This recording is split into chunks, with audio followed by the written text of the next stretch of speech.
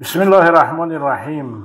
در جلسه گذشته نظرات چند تن از دانشمندان مسلمان را درباره جشن گرفتن تولد پیغمبر اکرم بیان کرد. امروز می‌خواهیم از ابن حجر عسقلانی و سیوطی که برای همون احتفال یعنی جشن گرفتن تولد پیغمبر اکرم نظرات این حضرات را بیاوریم.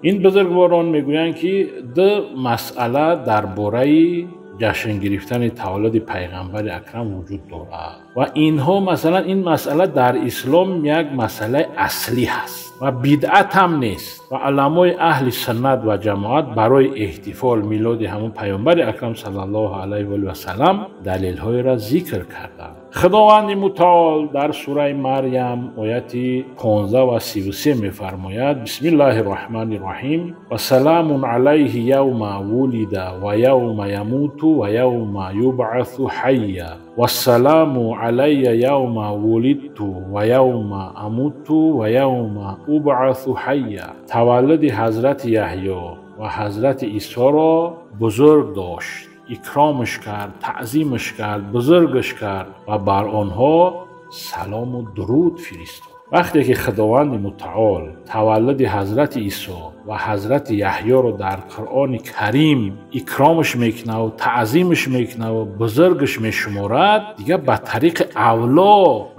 اولا آن پیغمبری را که خداوند متعال این عالم را به برکت وجود نازنین آن حضرت خلقش کردگی و بعد تولد آن حضرت را جایز و مستحب نمیدونند و بهترین وقت برای ذکر زندگی پیغمبر اکرم، مدح، تعریف از اخلاق و خصوصیات پیغمبر اکرم و خواندن حدیث ها و روایت ها از پیغمبر اکرم در روز تولد رسول الله است. یعنی این عظمت و بزرگی را نشان میده. این بزرگان، این دانشمندان بزرگ اسلام ابن حجر عسقلانی و سیوطی استدلال کردن این آیات را به خاطر وجود نازنین پربرکت رسول الله صلی الله علیه و سلم که تولدش باید برگزار بشه و مستحب است که ما میلاد پیغمبر را جشن بگیریم، صدقه بدیم، خیر و سخاوت بکنیم، به مردم نیازمند کمک بکنیم، روایت ها از رسول الله بگوییم، زندگی شب بگوییم، اخلاق شب بگوییم، شخصیت شب بگوییم. یعنی این تولد پیغمبر بهترین فرصت است که